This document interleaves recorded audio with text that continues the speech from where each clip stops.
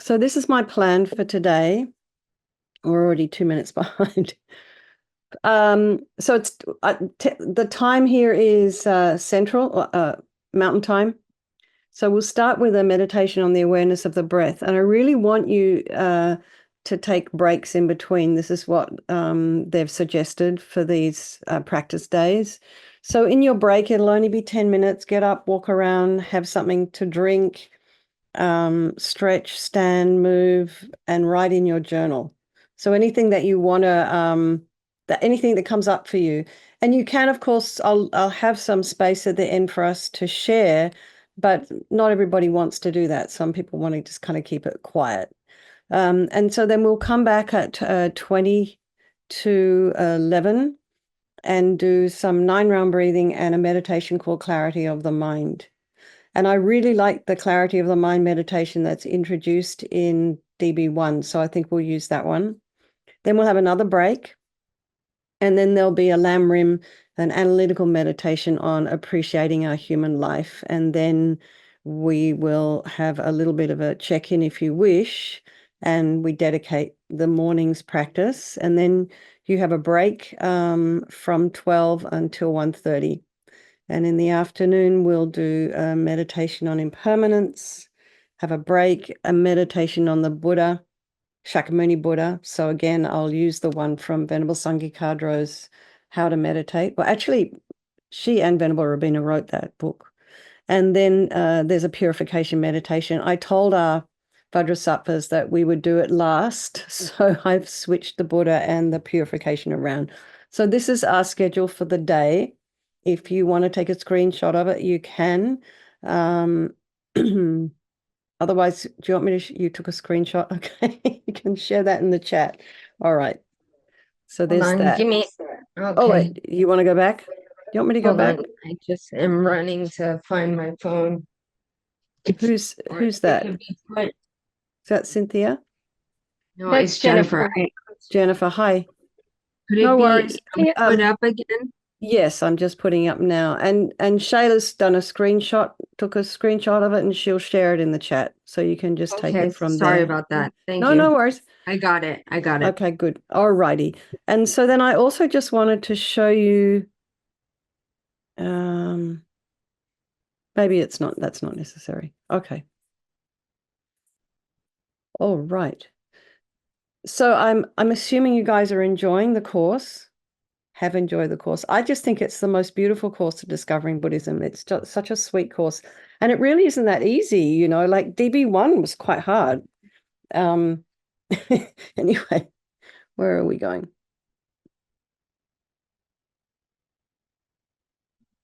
Okay. There's this document as well. That's all right. These are all online, by the way. Do you have access to the online learning center, all of you? Yeah. So all of these documents are online, so I would suggest you pull it off. Okay, where are we now? All right.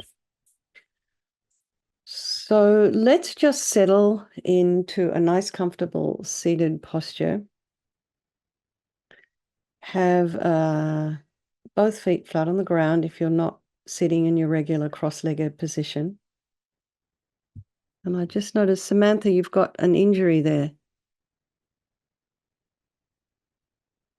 It's okay?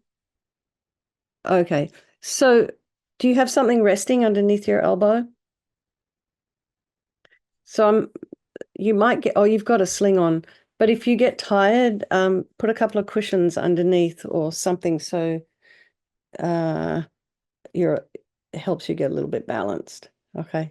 I'm sure you know what you're doing, but anyway, if you need to make yourself comfortable, please just go ahead. And then, so now if you're sitting in cross-legged, you can put a couple of cushions underneath either knee.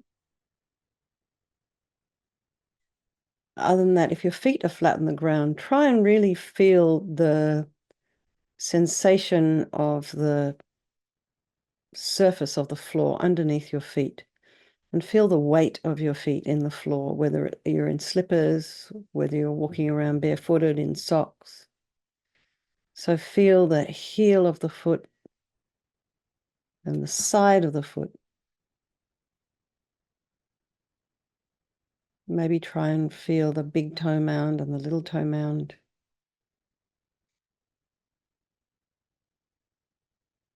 Then all your little toe pads.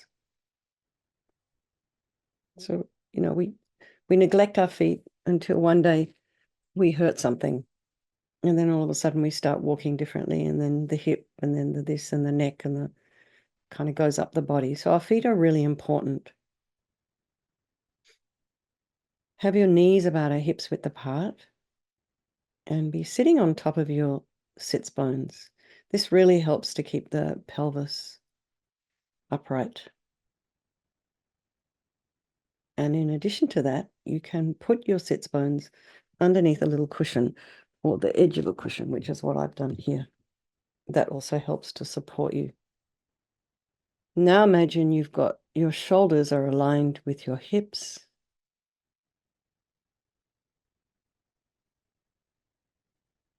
And as best you can, your ears aligned with your shoulders.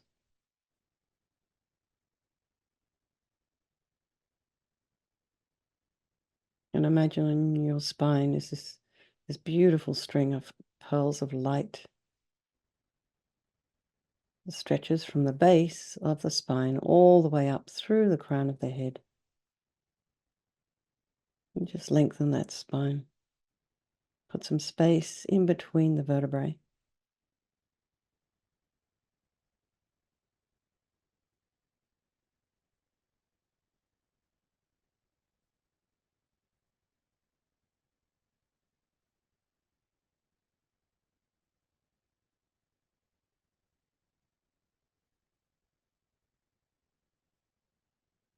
You can have your hands resting in your lap comfortably, or in the traditional meditation mudra, which is the right hand nestled in the left with the thumbs touching.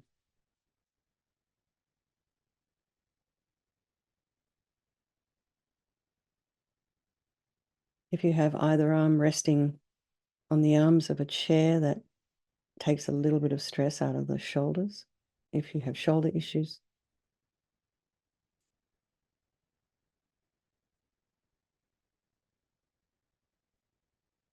Try and have a little bit of length in the back of the neck, so you're not kind of putting any constriction at the very base of the skull, of the occipital area.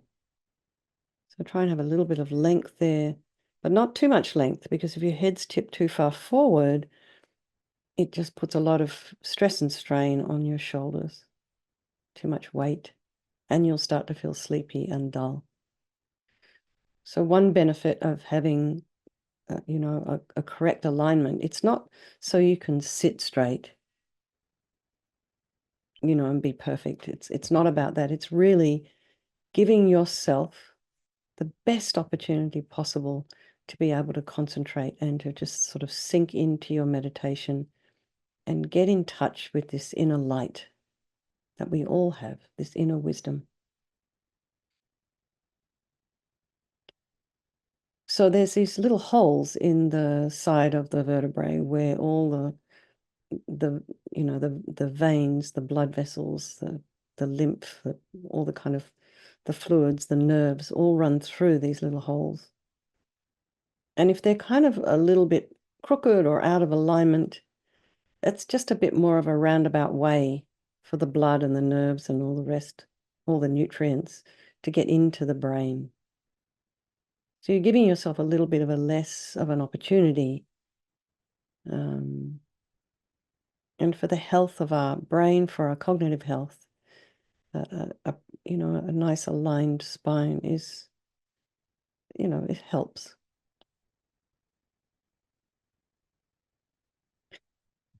So as best you can, have your ears aligned with your your shoulders. And imagine this neck of yours is being lengthened, shoulders are dropping down. And you can imagine you have a little bobblehead here. Just a little bit of letting go of tension. So bring your attention to the crown of the head and relax your scalp. Maybe you can feel some sensation there. Relax your forehead and your eyebrows, your eyelashes and your eyelids, the eye and the eyeball, the back of the eyeball. Relax your nose and cheeks and mouth and jaw, back of the tongue.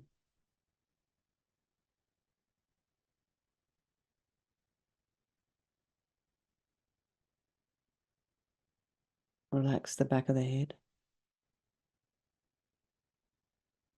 Allow your shoulders and shoulder blades to drop down. Relax your throat and chest and belly and all of your limbs.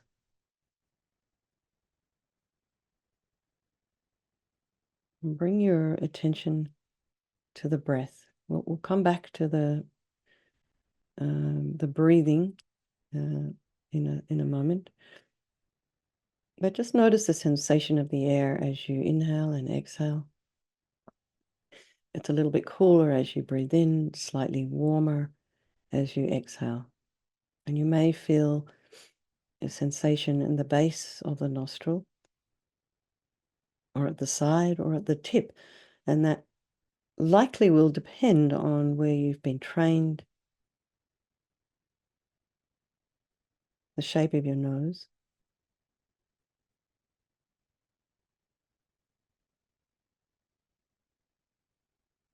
Now we're also, as we're breathing, you'll also notice the chest rising and falling.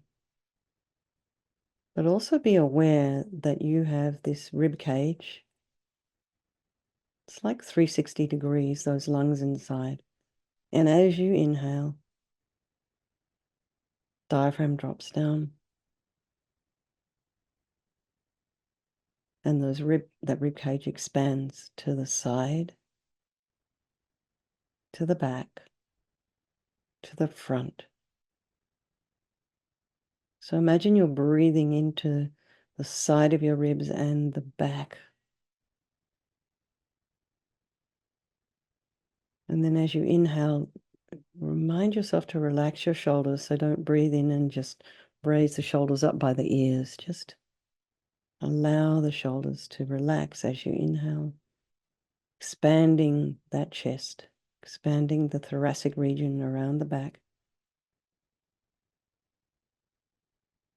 And then you may notice the belly, as you breathe in, your belt gets a little tighter, and then as you exhale. So you have this rising and falling action of the belly. And when we're in a single pointed concentration, you can focus on those three places. I personally find the base of the nostril the easiest place for me to focus on the breath. But also somebody else told me the other day that rising and the falling of the chest or belly was easier for them.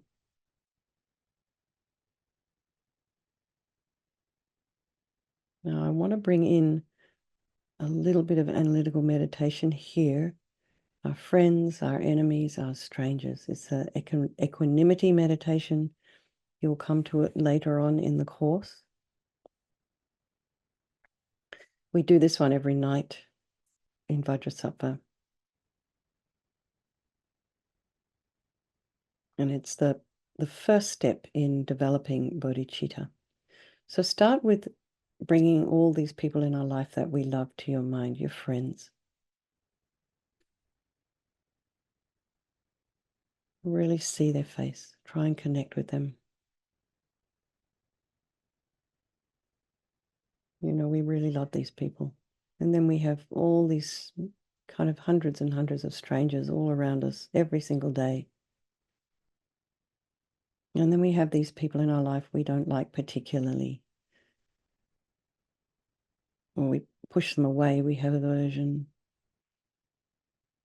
But due to this impermanent world in which we live, this samsaric world in which we live, these relationships can be interchangeable. The friend can become a stranger, the stranger can become an enemy, enemy becomes a loved one. And regardless of how we feel about all these beings, they're all equal. They're just like you and me. They only want to ever be happy. They don't want to suffer. And they have, just like you, extraordinary capacity for this enlightened mind. So I think today we're going to do this whole session, these 6 meditations, for the benefit of all these people of our life, and by extension, all sentient beings. So just bring your mind back to the breath. We're going to do 3 minutes of single-pointed concentration.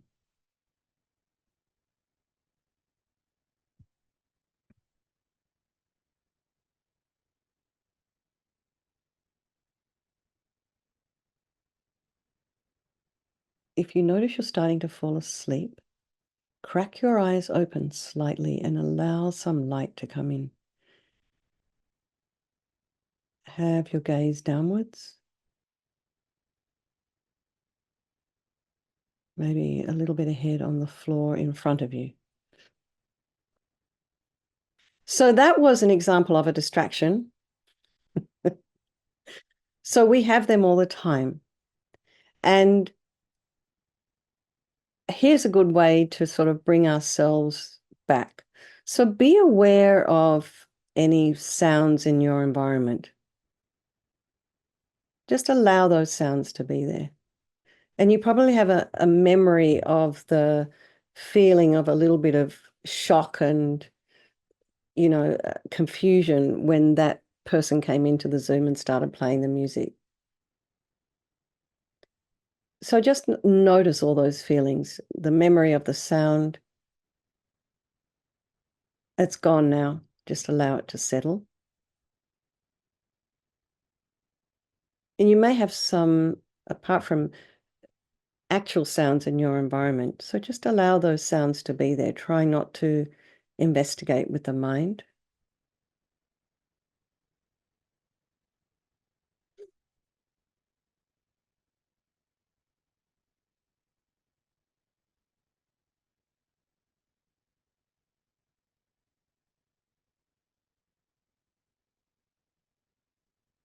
And then be aware of what's arising in the mind. Just allow some space in between your thoughts and allow the disturbance to settle.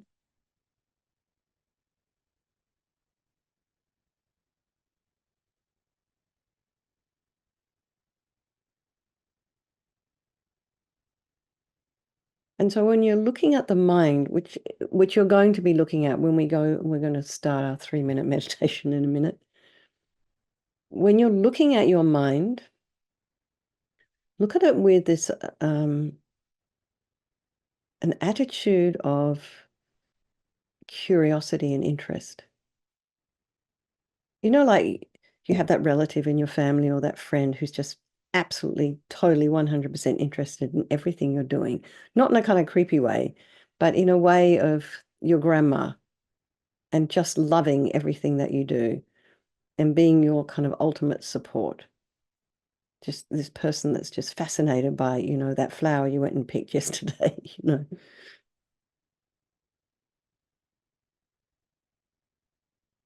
So you want to be that interested in yourself. And again, not in an unhealthy way, but you're just curious. Because we tend to kind of err on the side of criticism of ourselves. So we want to really, kind of just lessen that a little bit.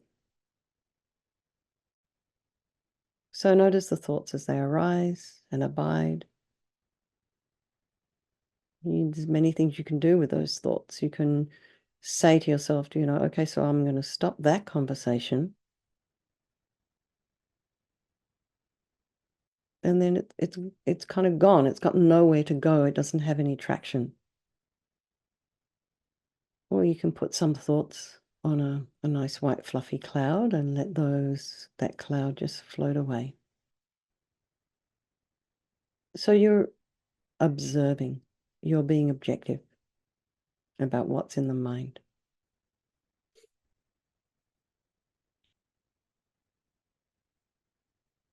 So bring the mind back to the breath.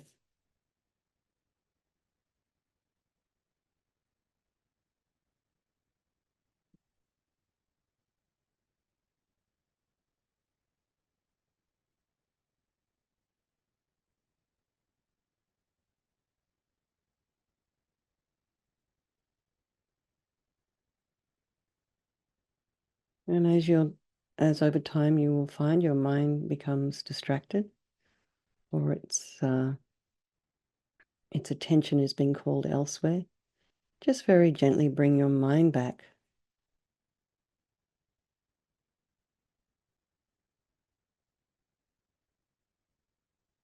And just also very gently disengage from whatever else your mind has become distracted by. Thoughts, sounds, feelings. Bring it back to the breath. You might have to do this many times during a meditation. And just be patient. Because what you'll find is the more you become aware of what's going on in your mind and your environment and your feelings, sensations in the body, the more you'll notice there is going on. And you'll feel like you're getting worse, but you're not. You're just becoming more aware.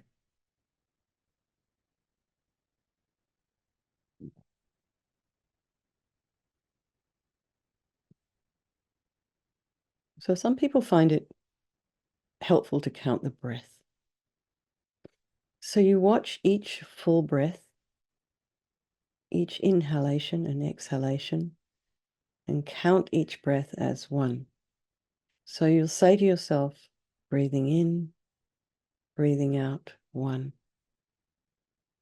Breathing in, breathing out, two. And so on up to 10, and then start again at one when you reach 10. So if your mind becomes distracted from the breath while you are counting to 10, then you start again. And you might only get to 2 when you first start doing this. And see if you can get to 10 breaths.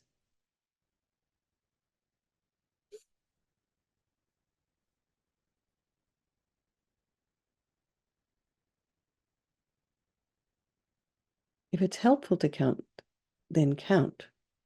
But if you find that distracting and you would feel happier to keep your mind focused on the breath without counting, then that's okay also.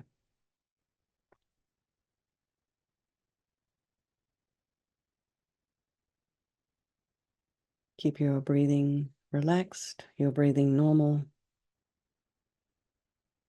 keeping the mind focused on the breath, watching each breath go in and go out. And bring the mind back to the breath each time it wanders away.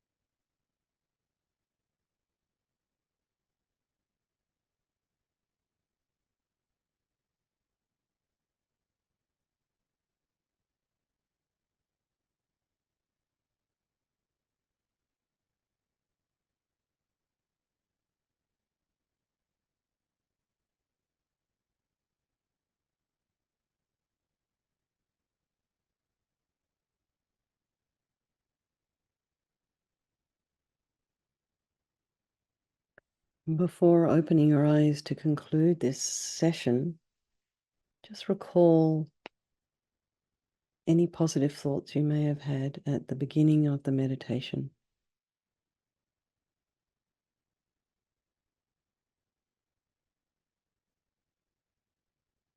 You know, your purpose for coming here.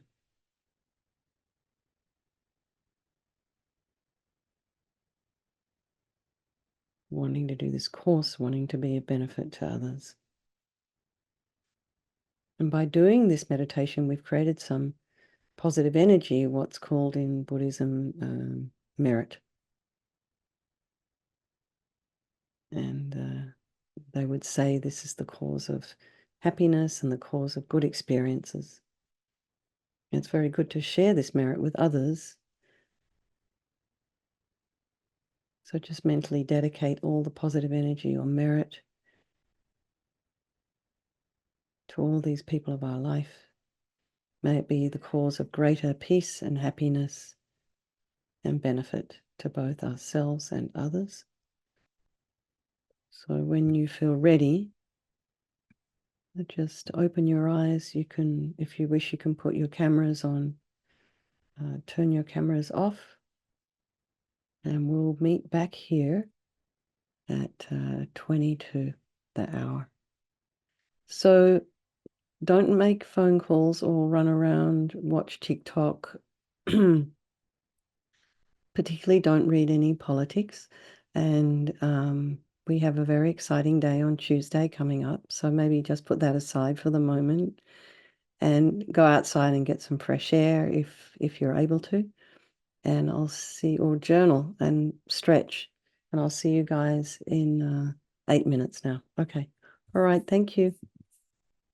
So let's just settle down. This is our session 2. We're going to be doing this 9-round breathing is something that I've learned. I quite like Lama Yeshe's way of teaching it. So we're going to add, I think Benmal Sangye Kadro in her DB2 didn't have any kind of psychological or mental addition to the 9-round breathing. I'm going to add that in because this is how Lama Yeshe suggested. It's actually really interesting, and well, let's just do it because I think you guys are all advanced enough.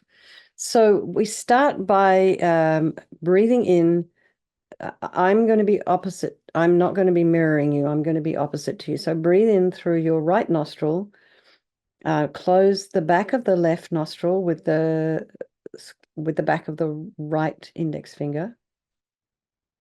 So some of you may have done alternate nostril breathing in yoga or any of those kind of practices. So just breathe in very gently. You can breathe in for a count of 4, 3, 2, 1. Pausing at the top of the breath. And exhale through your left nostril. All your unhealthy desires and attachments and addictions and grasping and wanting to scroll through social media for hours on end, not feeling like you're enough, not feeling that you've done enough, not feeling like you're good enough, anxiety. So you exhale all of that through the left nostril and you get rid of it. Imagine it's thick, black, yucky smoke, and just breathe that all out. And you breathe in again through the right, light, blissful, radiant white light. It fills your whole body, your whole being. You pause at the top of the breath and then exhale all your attachment energies. And breathe this out. Unhealthy desire, grasping, neediness.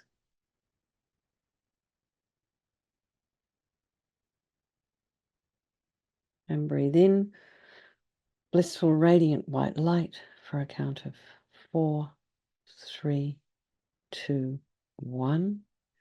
Pausing at the top of the breath. And then exhale all your unhealthy desire, attachment, grasping, neediness through the left nostril as thick black yucky smoke. Just get rid of it. And then just rest your hand in your lap. Place the back of the left index finger on the right nostril and breathe in light through the left nostril. Pausing at the top of the breath, and then exhale through the right nostril all your anger energy and bitterness and grudges, jealousy, vitriol, wishing to harm, anger. Breathe that out as thick black yucky smoke. It's kind of heavy, all this kind of emotion. And then breathe in through the left, blissful, radiant, white light. Pausing at the top of the breath, and then exhale through the right, all of your anger energy.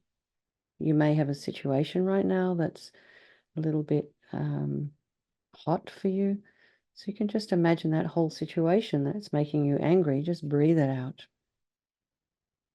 And breathe in, light through the left.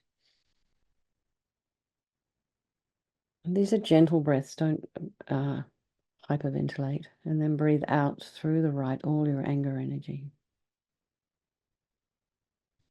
Then rest both hands in your lap. Just gently check the alignment of your spine, your head. Relax the body and breathe in again. Blissful, radiant white light through both nostrils. Pause at the top of the breath and then exhale all your ignorance energy.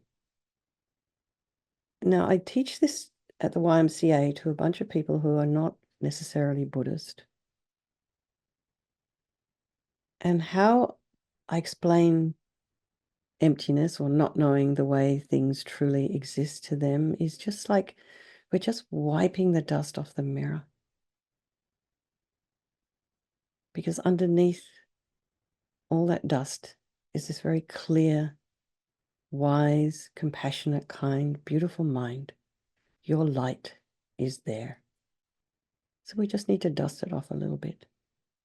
So for us, Buddhists, we're breathing out all this kind of inability to understand cause and effect, karma, how things truly exist. This idea of not understanding reality. So we breathe all of that out as thick black yucky smoke, and then breathe in again, light.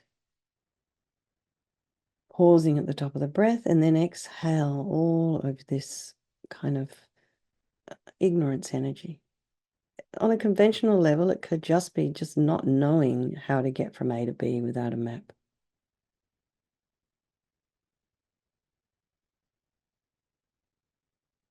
And then exhale all your ignorance energy.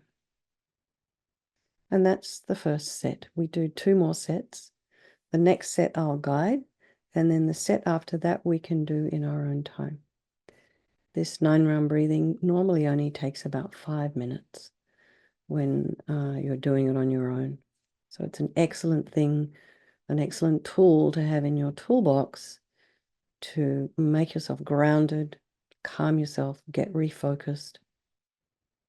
So now start again, breathing in through the right nostril, blocking the left, blissful, radiant, white light.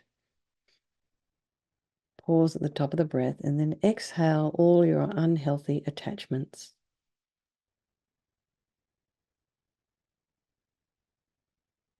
Breathing in light through the right nostril. And then exhale all your unhealthy attachment and grasping and neediness and not feeling enough and anxieties. Breathe that all out through the left nostril as thick black yucky smoke. Breathe in again, light. Pausing at the top of the breath and then exhale all of your unhealthy desires, attachments, grasping, neediness.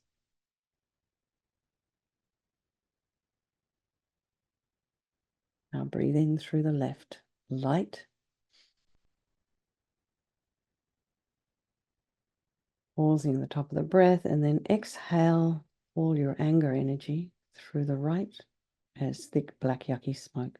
And it disappears into space. It doesn't stay there, pollute you or your environment or anything like that. It just disappears. Breathe in light through the left. And then all of your unhealthy attachments and desires through the right. Sorry, all your anger, I beg your pardon, through the right. Breathing in through the left, light. Breathe out through the right, all your anger, bitterness, grudges, jealousy, meanness.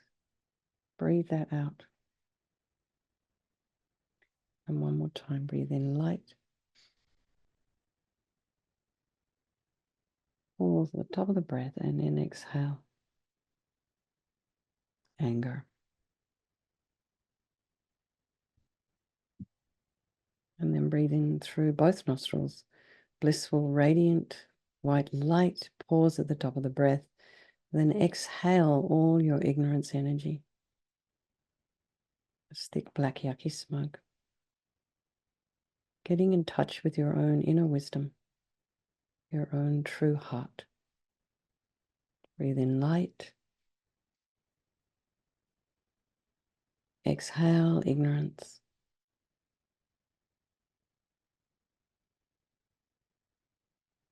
And breathe in light.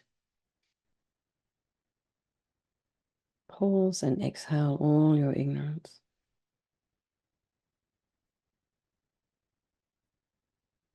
And just take a few free breaths here. And in your own time, do the third set. Starting by breathing in through the right, exhale through the left, and attachment, the right, anger, and both nostrils, ignorance. So take your time with this.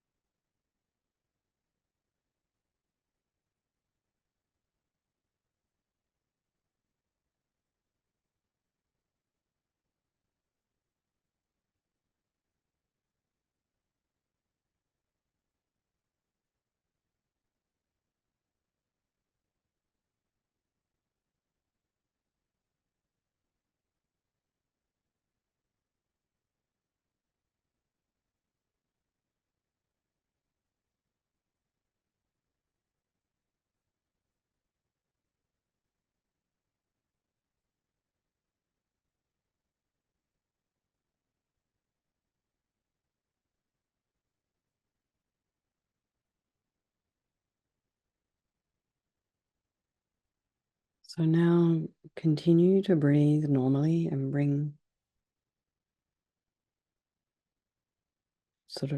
your positive motivation for doing this meditation. This next one is clarity of the mind. And think I'm going to do this meditation in order to work on my mind to be more positive, beneficial person for others and for the world. And may this meditation bring more peace and happiness to others and to the world.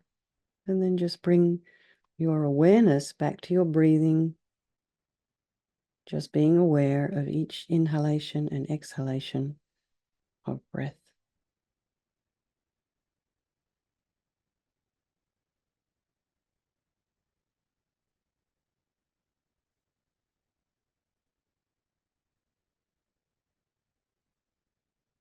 So if you've ever been on the ocean on a boat, or on a lake on a boat that's very gently rocking, or even on a surfboard or a canoe,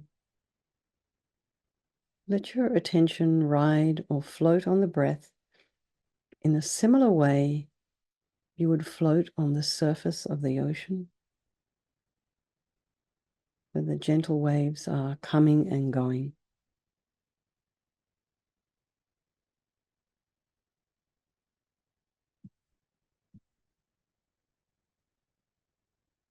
Stay floating on the surface, flowing with the wave, coming and going, flowing in and out. Or maybe you've never been on water but you've only heard it, and you can just hear the gentle waves lapping on the shore. Just let your attention rest or float on the gentle rolling rhythm of the breathing.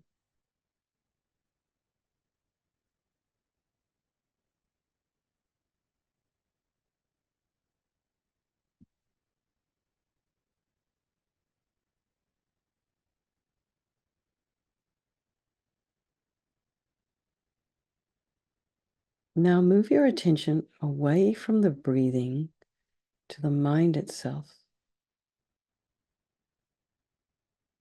The mind that is aware of breathing.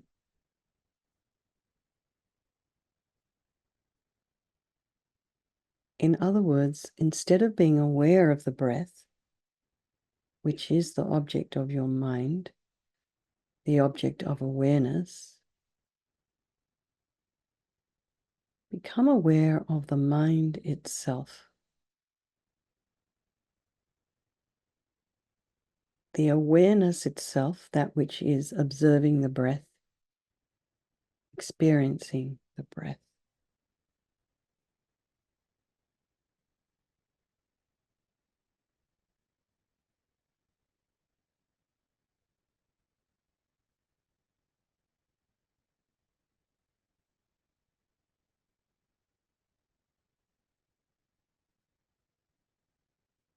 Now try and imagine the mind as space or sky, completely clear, not solid. It's vast and spacious and unlimited.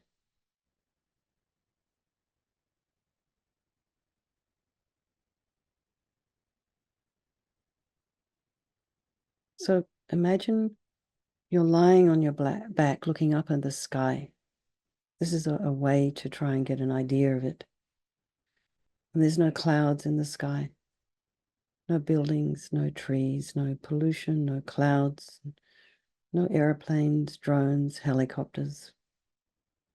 It's just clear, vast, spacious sky. And the things that we are aware of, the thoughts, images, memory, feelings, sensations, are similar to the clouds that pass through the sky. They're not always there, but they appear, and after a while, they disappear.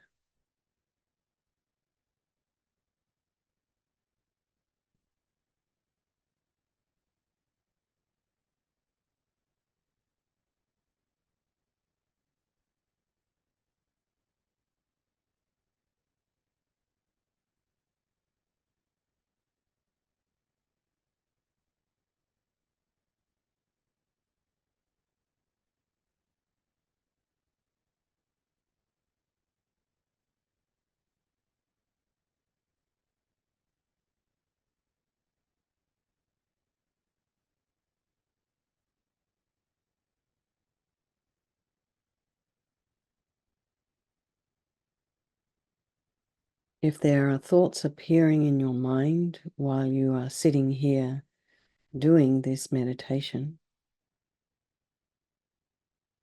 thoughts, memories, image, or if you hear sounds or feel sensations in your body, think that these are just like clouds. They're passing through this space or the clear sky of your mind. Let them come and let them go.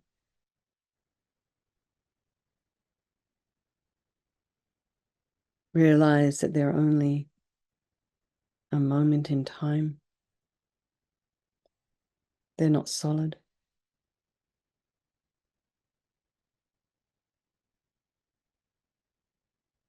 They come and go. And let them go and return your awareness to the mind itself, which is like the clear, spacious sky.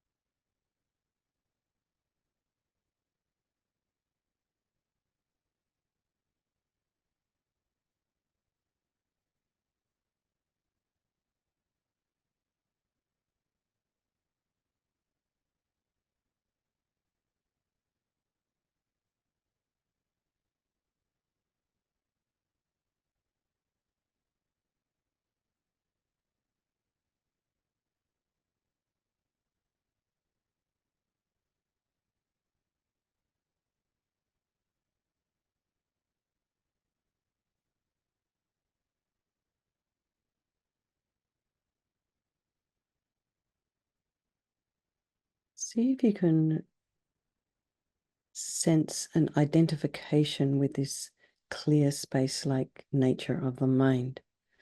So try and imagine yourself merging with the sky that you're looking up at. In other words, feel this is the real me.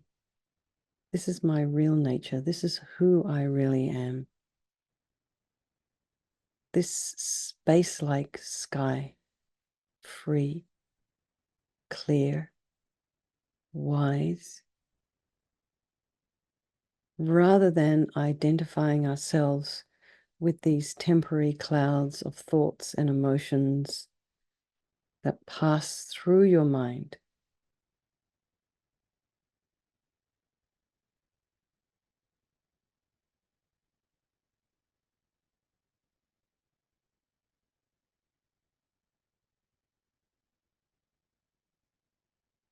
See if you can release those mental events.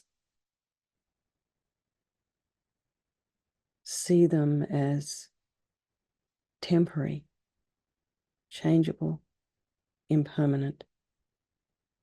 They are not you and not who you really are.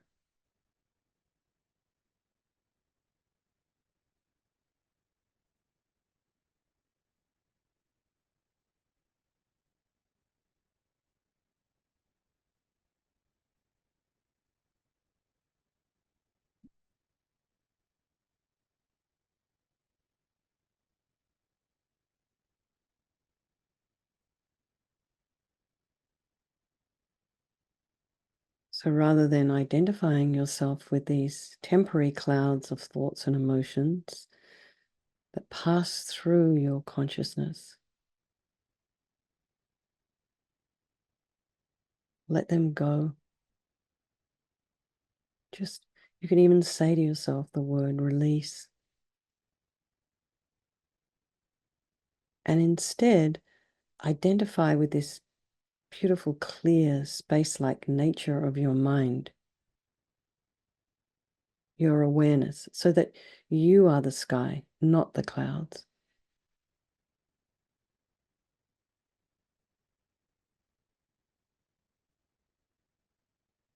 So now we're going to meditate like this for 4 minutes, 3 or 4 minutes. If you notice yourself getting distracted, the mind starts to find interest somewhere else, just very gently bring it back and try and reconnect with this idea of your mind being space-like, empty, sky, free. Your mind can be free.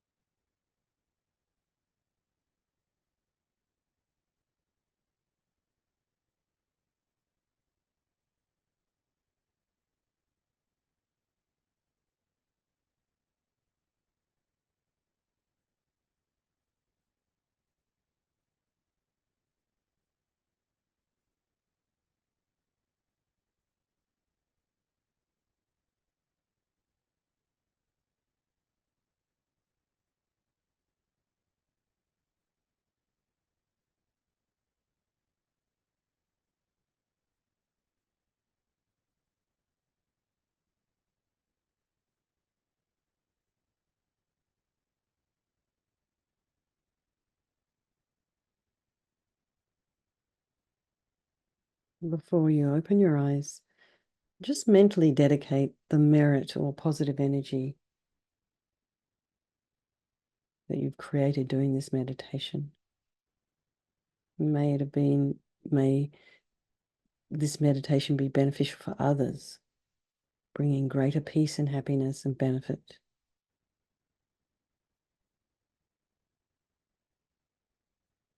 And also dedicate the effort that you've made today. Rejoice in your effort, coming along, dedicating most of a Saturday to your own practice. So before you get up and move, this is a little bit of can be an altering meditation. So before you move, have your feet, feel the weight of your sits bones in your chair, feel the weight of your hands in your lap. And in your own time, open your eyes.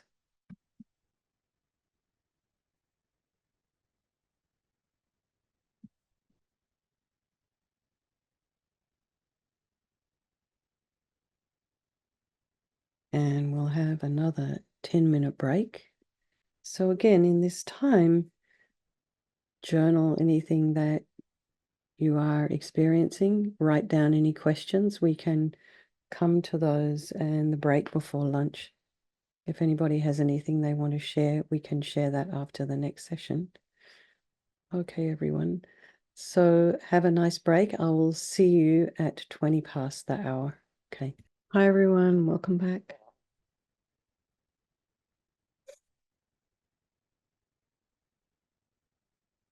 So let's just settle back into a nice, comfortable seated position.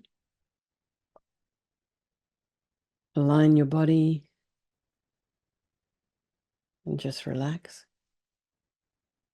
Notice the sensations of the breath as you inhale and exhale. Sounds in your environment. Just allowing them all to be there. And then the mind.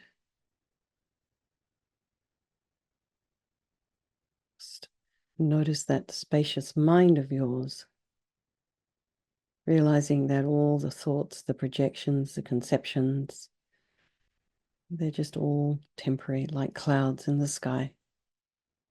Behind those clouds is this beautiful mind, limitless mind.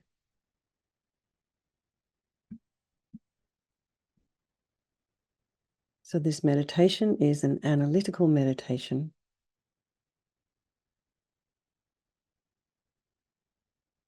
So we've done some concentration this morning, breath meditation. We did a little bit of analytical meditation in the 9-round breathing. And this is a traditional analytical meditation. It's a Lam Rim meditation on the precious human life.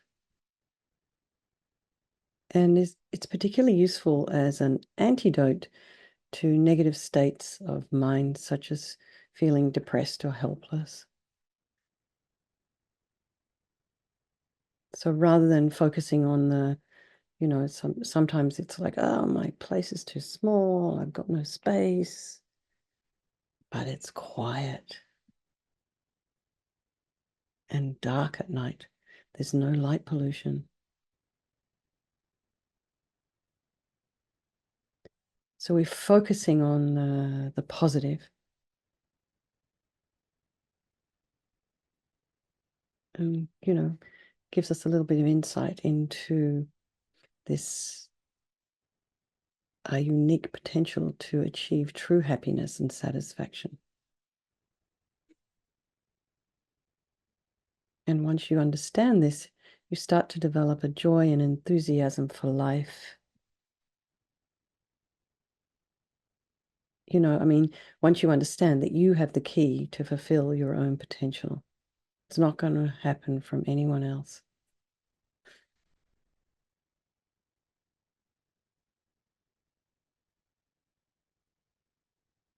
So there's many other people in the world who are not as fortunate as us. Some people don't have the space that we have today to be able to do this practice together.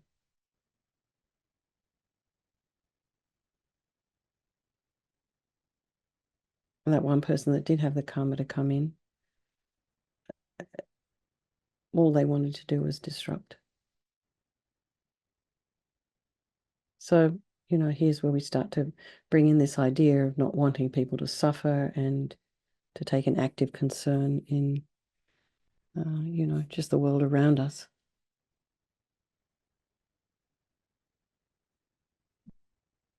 So here generate a nice, so kind of like a positive altruistic motivation for doing this meditation. And you can think, may this meditation bring greater peace and happiness to myself and others, or to the world.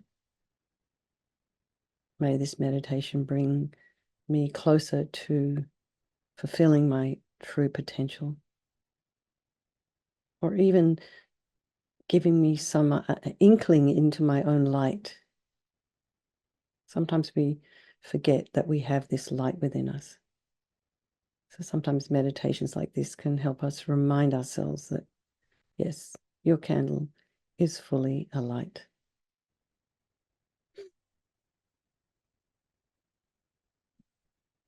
And we're also wanting to be able to become enlightened so we can help others. So start by, again, revisiting this nature of your mind, space like sky, clear, pure, with this potential to become enlightened, this state of complete purity, goodness, perfection, wisdom. And this is true for yourself and all other beings. Excuse me.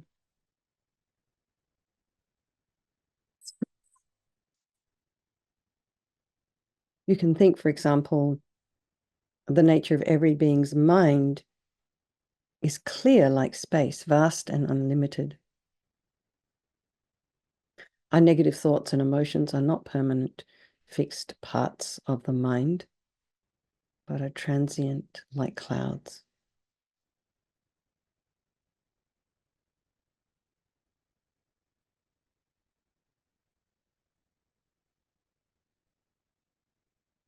And some of these thoughts that we have in our mind are not based on anything other than ignorance and misconceptions,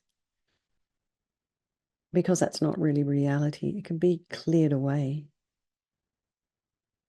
and the mind can be freed and developed to a state that's completely pure and positive.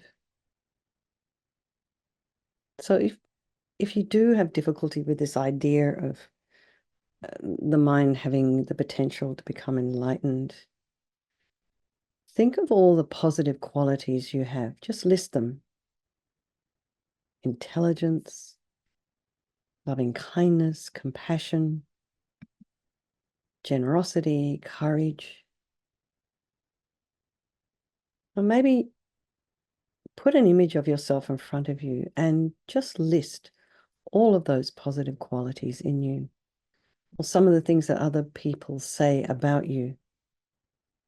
And remind yourself that these can be developed further, and that you can use your life to bring benefit and happiness to others.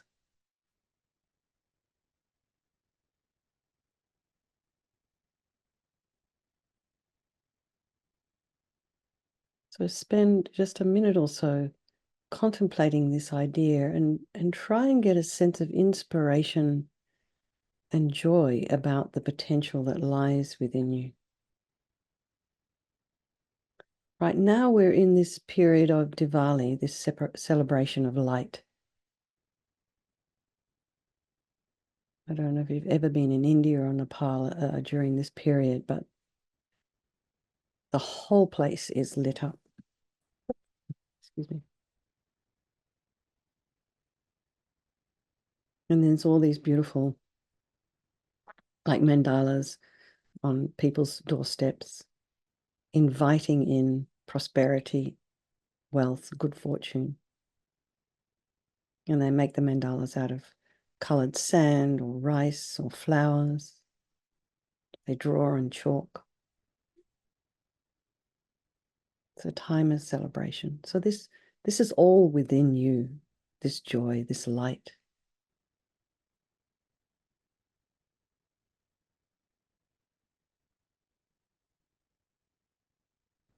So although all beings have the potential to transform their mind and become enlightened, not all beings are in the most ideal situation in which they can recognize and develop their potential. Human beings are generally in the best situation. Non-human beings either have too much suffering or are just incapable of developing their potential due to ignorance and other delusions.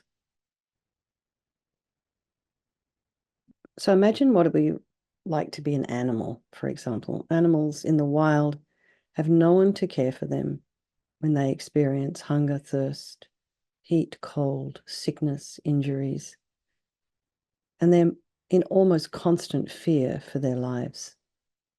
They're either looking for something to eat or afraid of being eaten. And here, we have a lot of deer wandering up and down the road, and they just are so comfortable with all the cars, which just makes me terrified because often they get hit. And this time of year is, just started raining. But just before the rain started, everything was so dry. People leave out bowls of water for them, but they were chewing on dried leaves. Just kind of, and they're looking a bit skinny. It just looks like a really difficult kind of life, you know. And that's their life.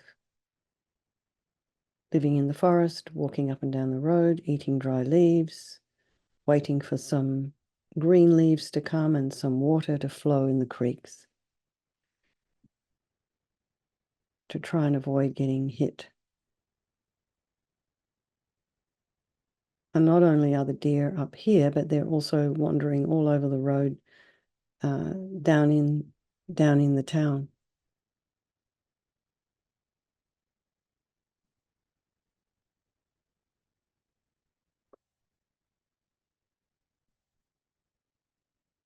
Domestic animals are sometimes a little better off, but they lack freedom and often killed for meat or fur or other products.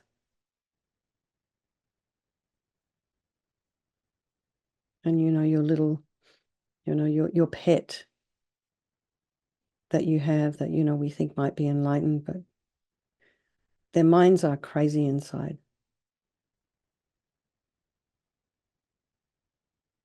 Some animals are in a better state than others.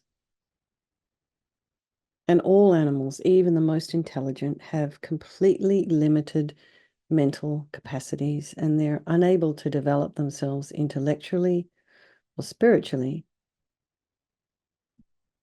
So contemplate this to get a sense of how fortunate you are to have a human life.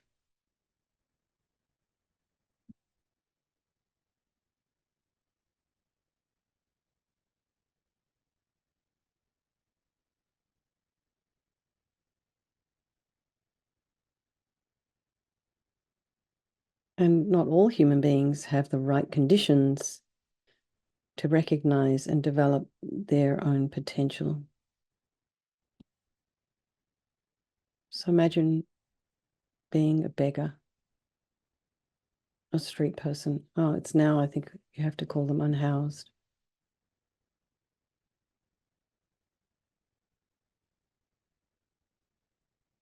And even within that community, there are some who are better off than others.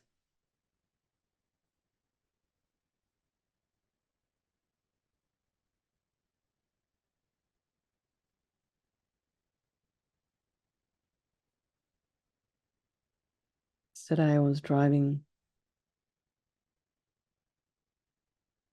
you know, we deliver a class to some elders up in a retirement village.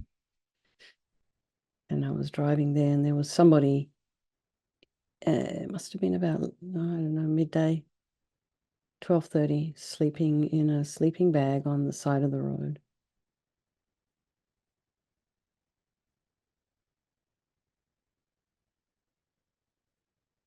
Imagine if you're living in a war zone.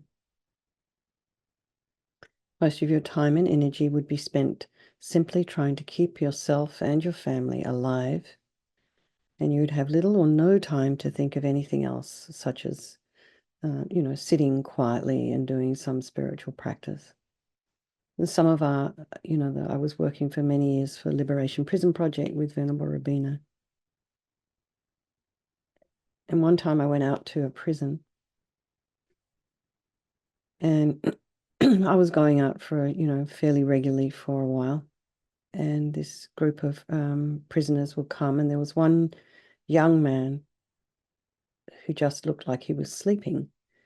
And I asked him, I said, "Are you bored with what we're doing here?" He said, "No, I live in a dormitory of 300 men, and it's never quiet. There's always something going on, yelling, screaming, shouting. I think there's a period in the middle of the night, around about 3 in the morning, where everything settles down and then it starts again." Can you imagine?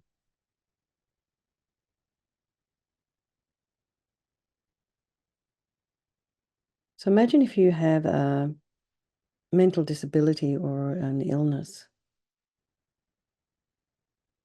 So one of the people that comes to our meditation had a COVID vaccine, and their life now completely changed. Can't sit up for very long. Body's constantly inflamed.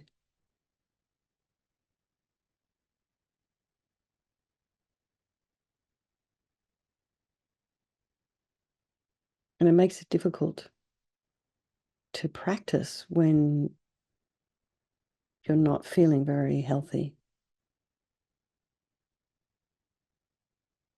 When your mind is tired all the time.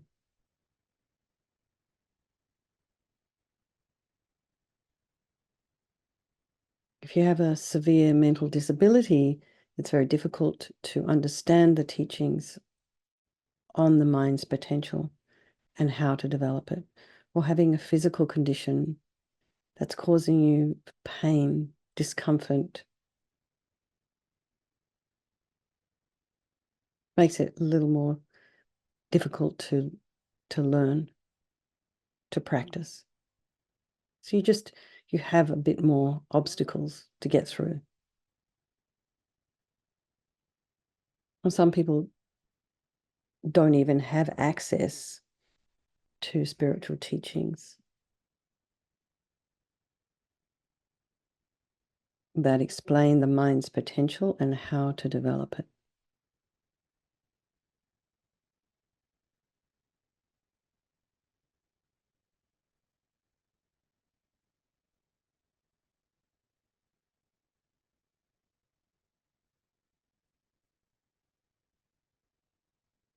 So say you spend your life in a remote village, somewhere you're born there, and no one's ever even heard about developing the mind or sitting down and meditating.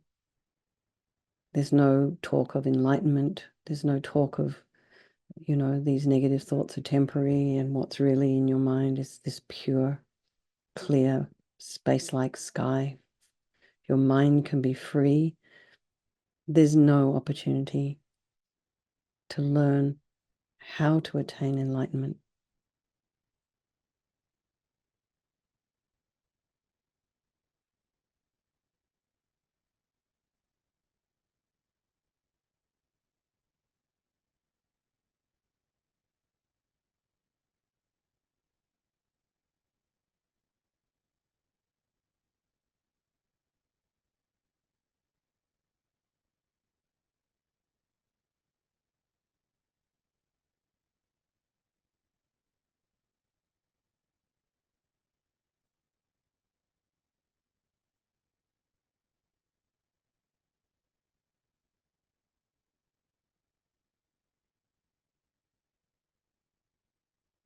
Other people may be aware of their potential and sincerely wish to practice teachings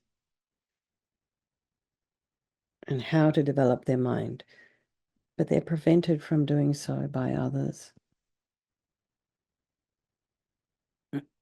For example, some people in some countries do not have the freedom of religion.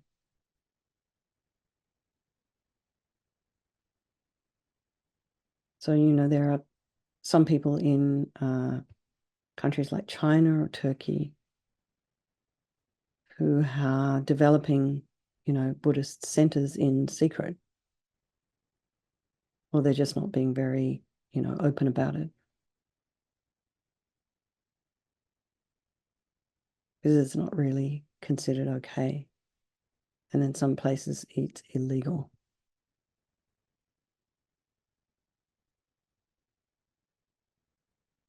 And some people will face strong objections from their parents. If you grow up in a household of one religion and then you start practicing another, you get, you might feel bad because it might upset your parents, or maybe they just overtly just say, you can't do this, or this isn't right. Excuse me. Some people's spouses won't let them practice. They don't give you, they don't give you the space to practice. They don't give you the mental space to practice. Sometimes people have children that just kind of, their lives end up being so busy they don't have time to practice. So imagine yourself in a situation like that. And imagine how difficult it would be, how depressing it might be. And try and get an appreciation for the freedom that you have, that we have here in this country.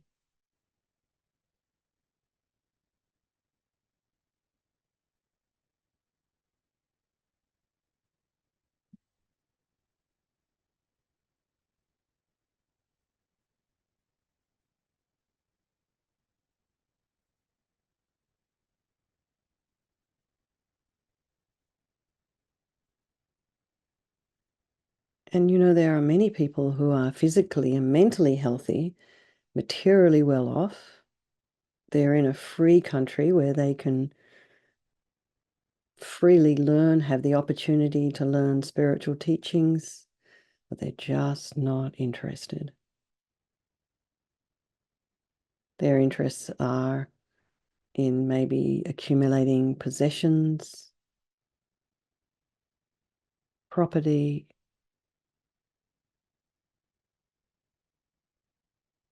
They might be interested in skimming the surface, but they don't kind of have the space or the mind to set aside time for a deeper spiritual practice.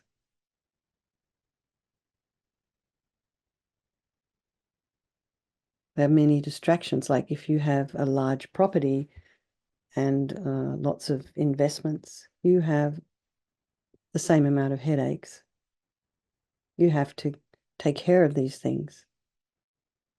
And even if you have employees, you have to manage the employees. It all takes time, takes effort.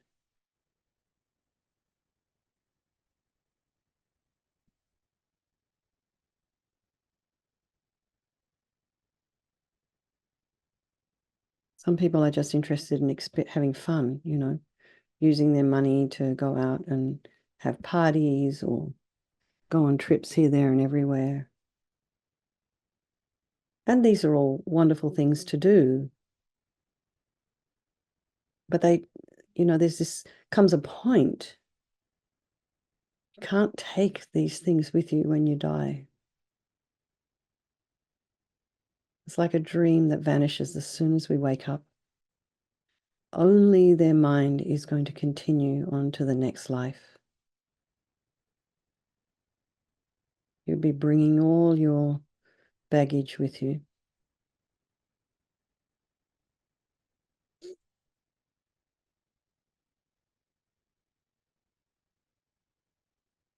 There are some people who engage in quite a bit of harm, divisiveness, riling people up to harm others, killing, stealing, being abusive to people who they're supposed to love, being dishonest, being controlling, and not realizing that these types of behaviors, these actions can cause suffering to themselves and others. And they just create more obstacles for discovering their own potential. So just recognize how important, how fortunate it is that you're interested in enlightenment and using your life meaningfully, beneficially for yourself and others.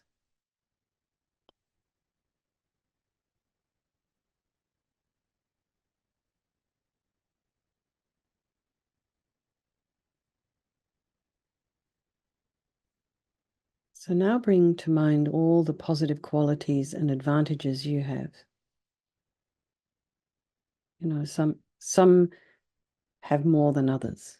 It's always going to be that way. Some people are always going to have more than you. Other people are always going to have less than you.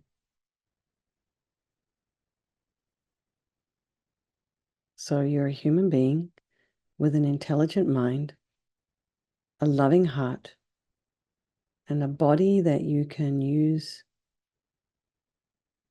in just ways that are beneficial. You can put your body to good use. To bring to mind the people who care about you and support you. Your family, your friends, maybe you have a spiritual teacher. And you have opportunities to pursue your creative, intellectual, and social interests.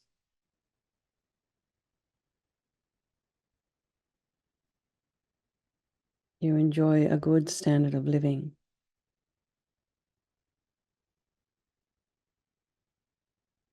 At least you have enough to stay alive. And, some of us struggle financially more than others.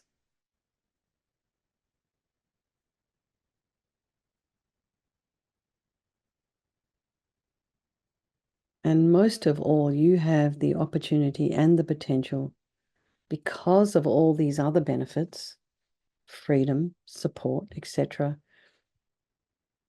to investigate and understand and transform your mind. And even if your life doesn't afford as much freedom and comfort as you would like, and even if you have to live with some difficult problems and challenges and maybe even people, no matter where you are and what conditions you live in, you can always work on your mind. And I have to say, working with those prisoners, it really taught me a lot about their situation. And there they were in a very difficult situation. They still did their practice.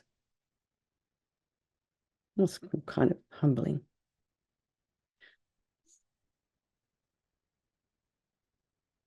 So think now how few people or creatures on earth share these freedoms and these opportunities with you. Contemplate this deeply. Think about it over lunch. And you'll realize how rare and precious a life like this is. Really appreciate your good fortune.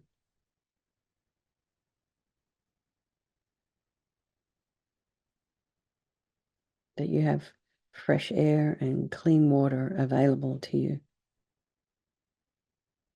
You have a good education, which we often take for granted. I did until I went to Nepal and realized that young girls up in the mountains do not get educated after a certain age if their family don't have enough money.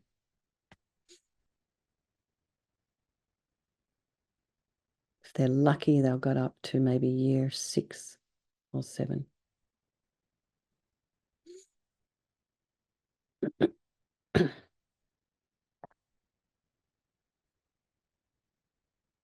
So really rejoice in your good fortune. So once you've seen the disadvantages your life is free of and the advantages you enjoy, then we can think about how best it is to use our precious opportunities. Think of all the possibilities open to you in terms of work, travel, enjoyment, study. And if you wish to offer service to others, there are countless opportunities to help those who are less fortunate. And the most meaningful and beneficial thing you can do, both for yourself and others, is to develop yourself spiritually, overcoming all of our negative aspects of the mind and increasing the positive qualities. And then actualizing your potential for enlightenment. So try and see the limitations of a life that's geared solely to materialistic gain. There is some level of insignificance to fame, wealth, reputation. The only thing I think of with fame, though, is if you can use your fame to benefit others, that's fantastic.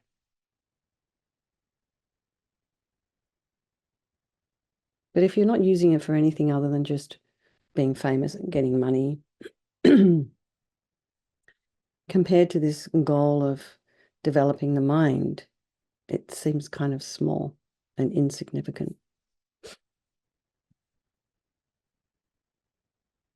So why would you, aspire to sort of these temporal goals when you can achieve so much more and help so many people?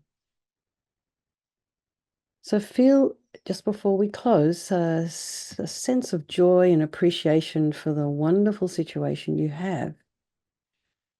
And try and resolve to use your life wisely, doing the best to avoid harming others, try to help them, and just develop a wish to develop your love, compassion, wisdom, and all your other positive qualities.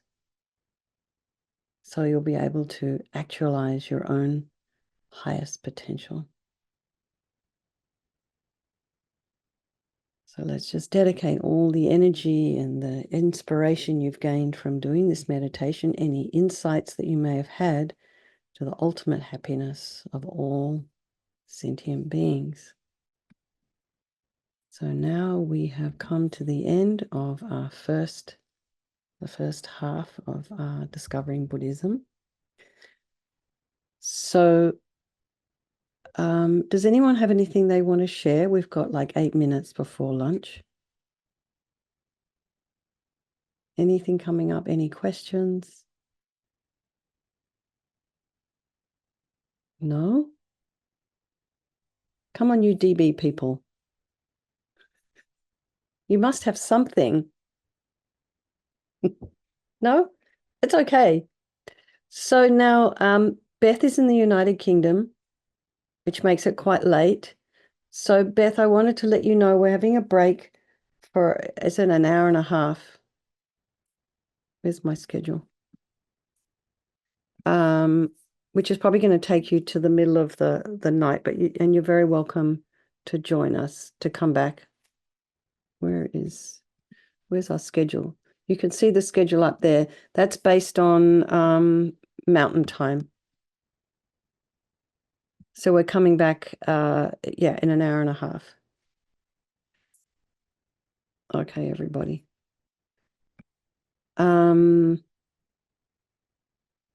I'm assuming everyone's going to be eating now, so don't forget to offer your food to all the Buddhas and the Bodhisattvas and your teachers, and develop some gratitude in your heart that you actually do have lunch, that you can eat something. And we are going to come back in an hour and a half with meditation on impermanence. Then which is another kind of an analytical meditation. And then we'll do 2 visualizations. We'll do a meditation on the Buddha, Shakyamuni Buddha, and then the Vajrasattva meditation at the end of the day, which will be from 2 to 2:30 California time, Marion. So something like that. But anyway, keep an eye on the schedule. The schedule is mountain time for those of us. Yeah, mountain daylight. All right, everybody. Have a wonderful lunch. And one more chance for somebody to say something if you wish. Going, gone. Okay, everybody. I hope you all come back. I will see you in an hour and a half. Okay. Lots of love. Thanks, everyone. Bye.